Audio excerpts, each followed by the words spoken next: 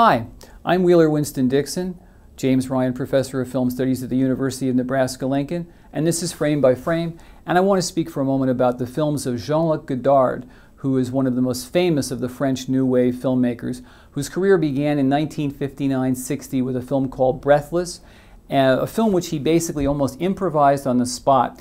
Godard is important because he basically, along with the other New Wave filmmakers like Agnès Varda and François Truffaut and Hélène René, changed the rules of cinema.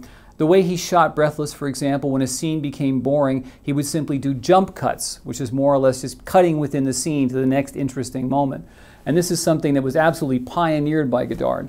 He then went into a streak of films in the 1960s that were just fascinating and challenging to the viewer. Things like Alphaville, a futuristic science fiction fantasy, My Life to Live, which is about prostitution, Le Mépris, Contempt, which is about the breakup of a marriage, as well as Band of Outsiders.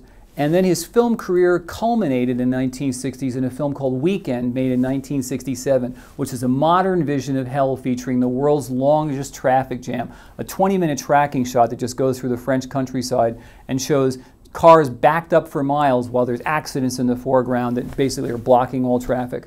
After this, he made one film with the Rolling Stones called 1+1, also known as Sympathy for the Devil, then abandoned commercial filmmaking to start a Dizia Vertov group, which is an experimental group of filmmakers with a man named Jean-Pierre Gorin.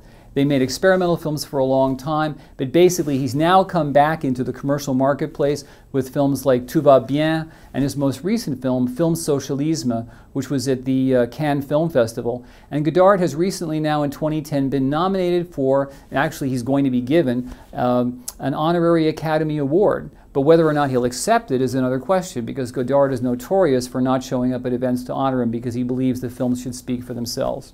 Jean Luc Godard, one of the most iconoclastic pioneers of the New Wave cinema. I'm Wheeler Winston Dixon, and this is Frame by Frame.